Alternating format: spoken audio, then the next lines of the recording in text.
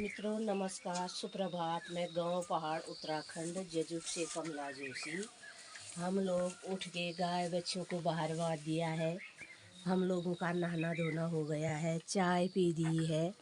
तो आज की दिनचर्या इस प्रकार है। आज की दिनचर्या है 23 मई 2023 मंगलवार, जेठ 9 गते, जेठ शुक्ल पक्षी, पिंगल नाम संवत्सर, सूर्य उत्तरायण और ग्रीष्म ऋतु जेठ है। जेठ शुक्ल पक्षी की चतुर्थी तिथि है आज। मित्रों, हमारे गांव में भागवत कथा का आयोजन चल रहा है। आज दूसरा दिन है और आप लोगों ने वीडियो में देखा होगा, कल हमारे गांव में कलश यात्रा भी निकली और पहला दिन था। आज दूसरा दिन है। आप लोग भी कथा श्रवण करें, कथा में ज़रूर आए। और मित्रों, आज की दिनचर्या के साथ आप लोग कल भागवत में पंडित जी के मुखारविंद से जो प्रवचन है, आप लोग दिनचर्या के साथ उसे अवश्य देखें। आज का दिन आप लोगों के लिए शुभ हो, मंगलमय हो।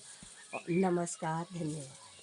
पीठ के मुख्य प्रवचनकर्ता श्रीमान चंद्रशेखर पंत जी और आचार्य हैं, व्यासपीठ के मुख्य वक्ता हैं और बहुत प्रसिद्ध विद्वान हैं। तो हमारी माता जी के द्वारा उनके लिए एक माला बनाई गई है और उनके लिए माला ईजा भेंट कर रही है और मैं जाकर के मंच में इसे दूंगा। और पंत जी ना गालन ले ईजा द्वारा एक माल भेंट करी जान रहा है।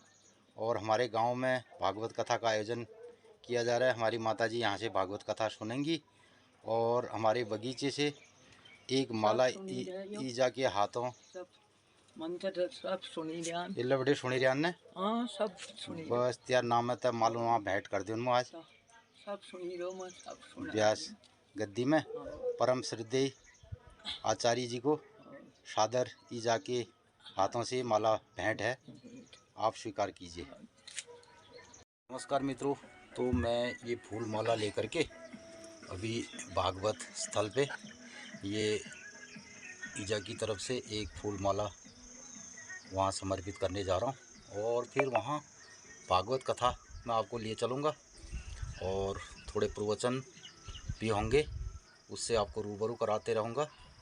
तो आप बने रहना मेरे ब्लॉग के साथ, मेरे चैनल के साथ, और साथ ही अपने बहुत सारे मित्रों को भी शेयर कीजिए और हमारे चैनल को आप लाइक सब्सक्राइब कीजिए। तो भागवत के 7 दिनों का मैं अपने ब्लॉग के द्वारा आपको दिखाने की कोशिश करूँगा और कोशिश करूँगा कि लाइव भी आपको दिखाऊं प्रोग्राम। गंधं समर्पयामि पुष्पं अर्चनानि समर्पयामि पुष्पं समर्पयामि। सामवेदी आगच्छ इति स्तौ सुप्रतिष्ठितो वर्गो भवः।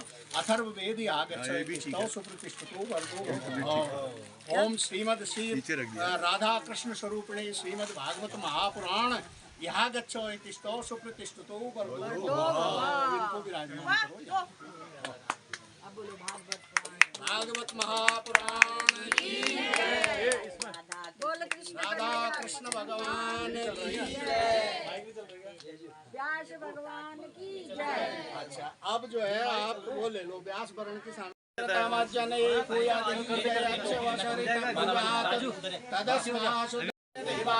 ब्राह्मणताय जगद्गताय कृष्णाय गोविंदाय गोविंदाय नमो नमः। ना बोलो कराना बोलो व्यास जी महाराज की जय। वो दीदी दरबार की जय। कपड़ा दाखल वो दे दो, लिफाफा दो।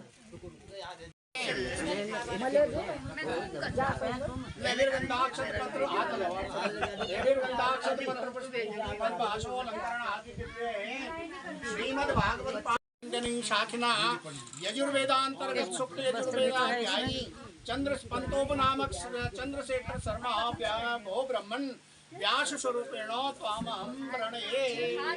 दीपो ये पुस्तक में चढ़ा दे। तो है ही जो आपने जो और सजानी है तो ये तो रखनी है ना। इसे इतना नीचे इनको वहीं मिला दो।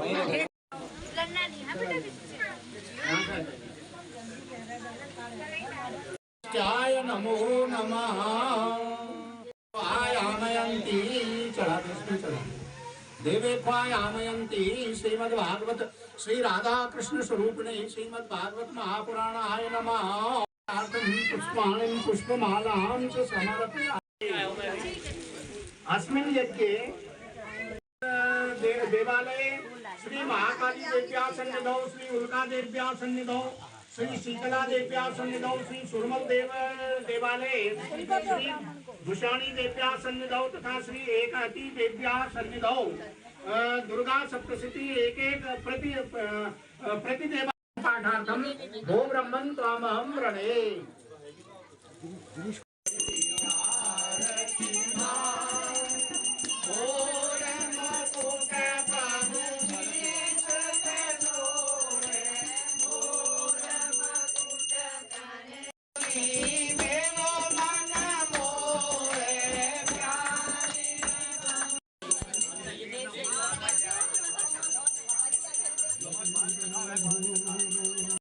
हमारे गोदावरी दीचन देखो ये तुम्हार वीडियो बढ़ो मो आपके पास तो अच्छी पड़ी होगी।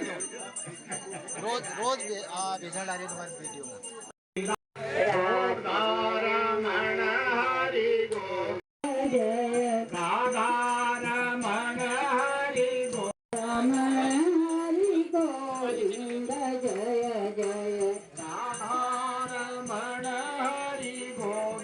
वंदे जगद्गुरुं कृष्णं वंदे जगद्गुरुं कृष्णं वंदे जगद्गुरुं। बोलिए वृंदावन बिहारी लाल की। आप सब श्रोताओं का हृदय से अभिनंदन। परब्रह्म परमात्मा भगवान नारायण की असीम अनुकंपा से आज इस सप्ताह यज्ञ का आरंभ हुआ है। अब श्रोताओं से मेरा हाथ जोड़ करबद्ध निवेदन है कि कृपया जितनी देर कथा सुननी है उतनी देर सुनिए। कृपया शांति बनाए रखिए। जिसे नहीं सुननी है वो कथा मंडप से उठ के जा सकते हैं। किसी तरह की परेशानी है तो जा सकते हैं, कोई दिक्कत नहीं है।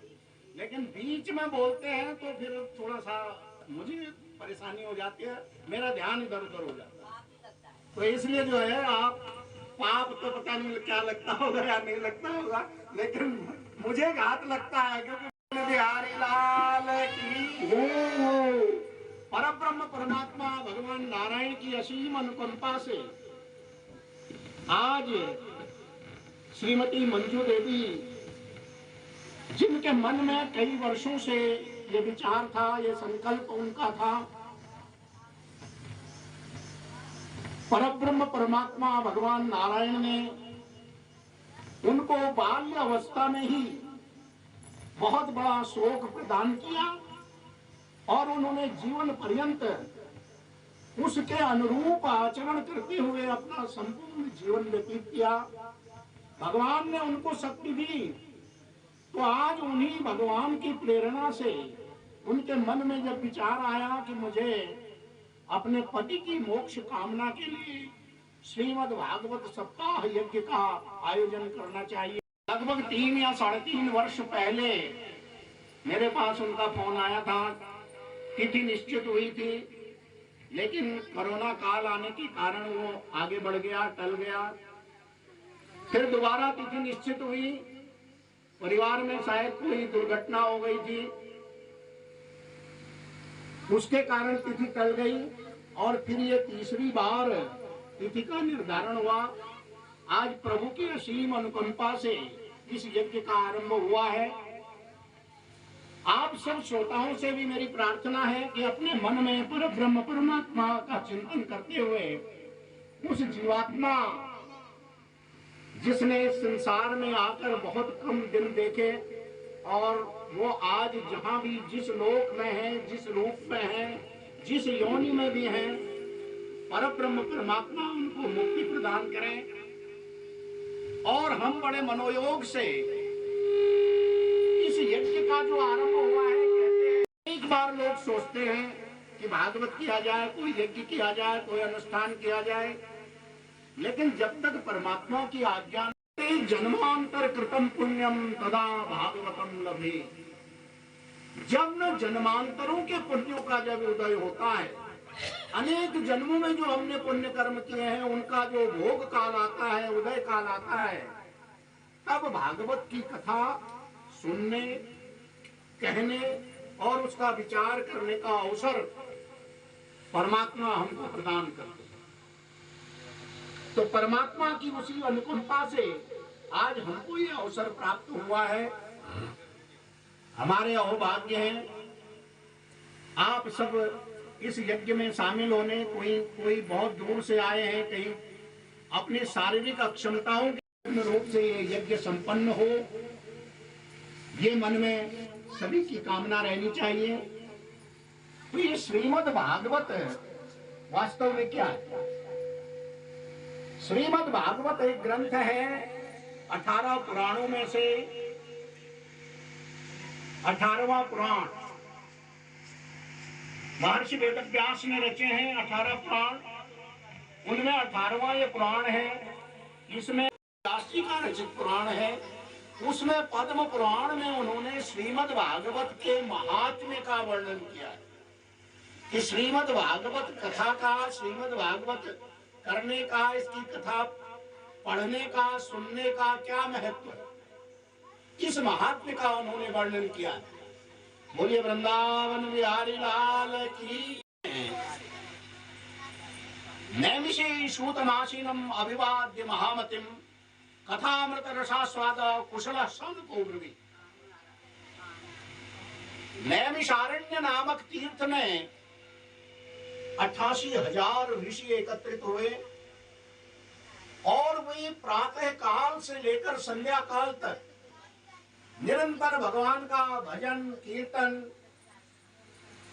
यज्ञ, अनुष्ठान आदि कर रहे थे। तभी वहां उस युग के सबसे विद्वान ऋषि का ग्रंथ रखा गया। तो श्रीमद् भागवत का ग्रंथ वाला पलड़ा ही भारी रहा, ऊपर भी नहीं उठ पाया। तो ब्रह्मा जी ने मन में विचार किया कि आहा, जितने भी हमारे सनातन धर्म के जितने भी ग्रंथ हैं, जितनी भी बातें हैं, इन सब में अगर कोई सर्वश्रेष्ठ है तो ये श्रीमद् भागवत महापुराण और ये श्रीमद् भागवत की कथा है। इस प्रकार मन में विचार करके ब्रह्मा जी ने भी मन में निश्चय कर लिया और देवताओं को भी कहा कि संसार में श्रीमद् भागवत की कथा ही सबसे श्रेष्ठ है। भगवान नारायण ने ब्रह्मा जी को सुनाई चतुश्लोकी भागवत। केवल 4 श्लोक ब्रह्मा जी को भगवान नारायण ने सुनाए और उन 4 श्लोकों को थोड़ा सा विस्तार करके ब्रह्मा जी ने देवर्षि नारद को सुनाया। सबसे पहले मनुष्य में उत्पत्ति में देवर्षि नारद ने ब्रह्मा जी से सुना और फिर उसके बाद सौनकादि ऋषियों से देवर्षि नारद ने दोबारा भागवत की कथा सुनी, संपूर्ण भागवत की कथा सुनी और इसके सप्ताह श्रवण के विधि के बारे में ज्ञान प्राप्त किया। इधर सौनकादि ऋषियों में से महाराज नारद जी तो भ्रमणशील हैं, उनको दक्ष प्रजापति का शाप है। क्या है व्यग्रता का कारण क्या है? नारद कहते हैं कि महाराज मैं कर्मस्थली पृथ्वी में गया था और मैंने पृथ्वी में अनेक नगरों का, गांवों का, शहरों का, अनेक स्थानों का, तीर्थ स्थलों का मैंने भ्रमण किया। प्रयाग, पुष्कर, गोदावरी, अनेक तीर्थों का भ्रमण किया। सर्वत्र कलयुग का प्रभाव देखा। सत्य, तप, दया, दान मनुष्यों में नहीं रहा, पर झूठ का आचरण करते हैं। और आजकल तो एक झूठ बोलने वाली मशीन हर एक के हाथ में आ गई और इस मशीन से द्वारा इतना झूठ बोला जाता है कि आदमी अपने घर में बैठा हो, भैया मैं तो शहर में ही नहीं हूँ, शहर से बाहर हूँ, अभी बात देता उस समय संसार दिखाई देता। माला लेके जाप करने बैठते हैं, बंद करके उस परब्रह्म परमात्मा के स्वरूप का अपने हृदय में, अपने ब्रह्मरंध्र में, मस्तक में ध्यान करने का प्रयास करते हैं, तो अनेक प्रकार का संसार, अनेक प्रकार की वृत्तियां उस समय हमको दिखाई देने लगती हैं। तब ध्यान योग ये भी कलयुग में समाप्त हो गया। देता है कि मैंने इसको दान दिया, ये भिखारी यहाँ पर, इसको मैंने दान दिया। और आलसी हो गए, कर्म नहीं करना चाहते हैं, परिश्रम नहीं करना चाहते हैं, मेहनत नहीं करना चाहते हैं। आदमी आज रातों रात लखपति करोड़पति होना चाहता है, लेकिन परिश्रम नहीं करना चाहता। आप इसी पहाड़ की दुर्दशा को देख लीजिए। यहाँ के आज की तारीख में भी कई गांवों के 50-60% बच्चे जो एनसीआर में जाकर, बंबई में जाकर या किसी और महानगर में जाकर 10,000, 12,000, 15,000, 8,000, 7,000 की नौकरियां कर रहे हैं, दूसरों के बर्तन मांज रहे हैं, दूसरों का भोजन बना रहे हैं, छोटी मोटी नौकरियां कर रहे हैं। कर यहाँ की सुंदर आबो हवा में रहकर घर में खेती करना, जिनके पास बहुत जमीनें भी है, अच्छी अच्छी जमीनें हैं, अच्छे अच्छे संसाधन है, साधन है, लेकिन वो सब करना अच्छा नहीं लगता। और वो वहां रहते हैं, और वहां एक 4x4, 4x8, 4x6 के कमरे में पूरा परिवार रहकर गुजारा कर रहे हैं। लेकिन यहाँ के इसने खुले वातावरण में, खुले आसमान में और प्रकृति की गोद में रहना उनको अच्छा नहीं लगता है, इसलिए आलसी हैं और मंदभागी हो गए हैं। कलयुग संत महात्मा, जब लोगों को पहले कष्ट हुआ करता था, लोग संतों की शरण में जाते थे, महात्माओं की शरण में जाते थे, वे सब पाखंडी हो गए। सन्यासी अनेक विरक्त परिवार बनाकर, शादी करके परिवार बनाकर बैठे हुए हैं। के ऐसे दोषों को देखकर सारी पृथ्वी पर जब मैंने कलयुग के ऐसे दोष देखे, तो मैं घूमता घूमता यमुना तट पर वृंदावन में गया। कहते वहां मैंने एक बड़ा विस्मयकारी दृश्य देखा।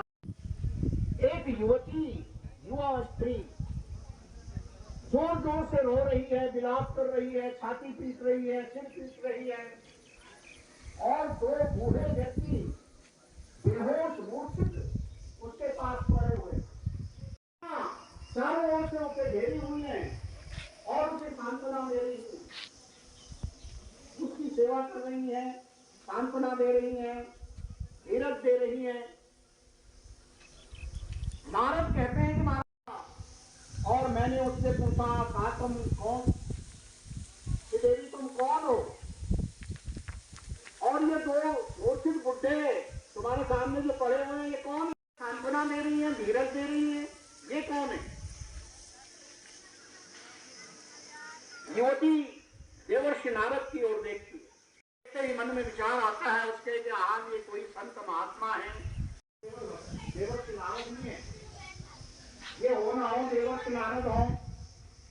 युवती कहती है कि महाराज मैं भक्ति हूँ, मेरा नाम भक्ति है, मैं भक्ति हूँ, भगवान की जो भक्ति, भगवान की भक्ति हूँ।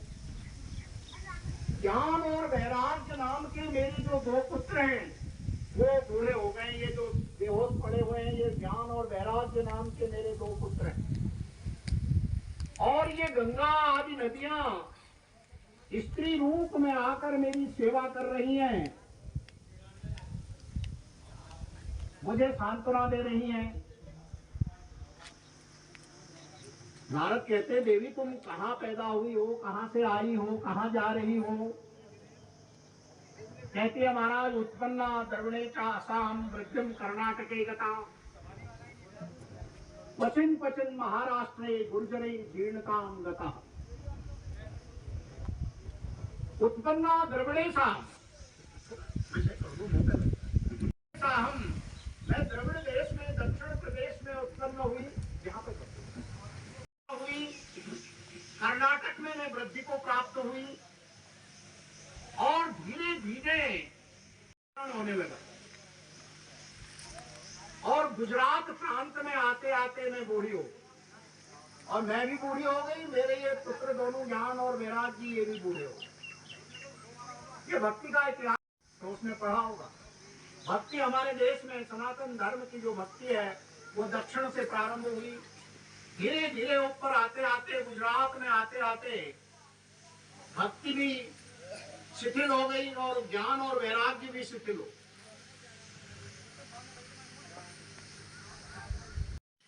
कहते हैं महाराज मैं फिर धीरे धीरे जब वृंदावन में आई, वृंदावनम पुनः प्राप्यो नवीन स्वरूपिणी, इस वृंदावन की भूमि को प्राप्त करके मेरा ये नवीन स्वरूप युवा स्वरूप मेरा फिर मैंने प्राप्त कर लिया। पुत्र है ये दोनों बेहोश पड़े हुए हैं, अभी भी बेहोश हैं, अभी भी बूढ़े। महाराज देखिए संसार में इससे बड़ा कष्ट और क्या हो सकता है।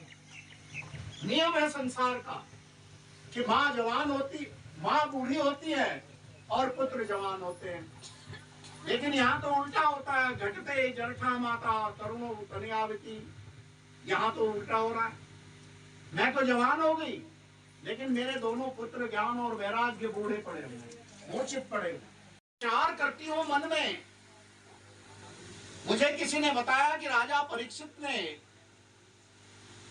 कलयुग को दंड नहीं दिया, उसको समाप्त नहीं किया, जिसके कारण इस संसार में कलयुग का प्रभाव हो गया। इस कलयुग को राजा परीक्षित चाहते तो कलयुग को एक ही क्षण में समाप्त कर सकते हैं।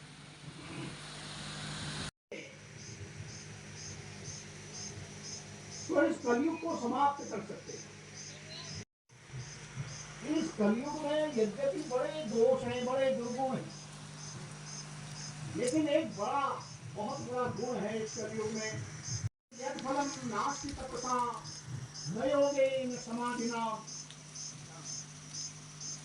यद फलम नास्ति तपसा न योगेन समाधिना तत्फलम लभ्यते सम्यक् प्रभौ केशव कीर्तना।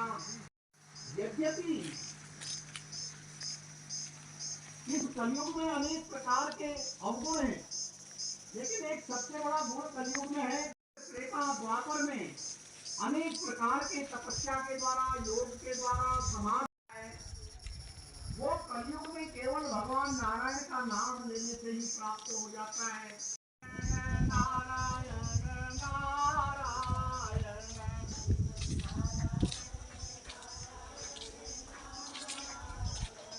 भजमन नारायण नारायण नारायण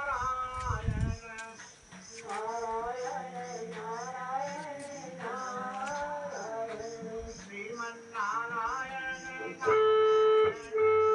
नारायण नारायण नारायण भजमन नारायण नारायण नारायण भजमन नारायण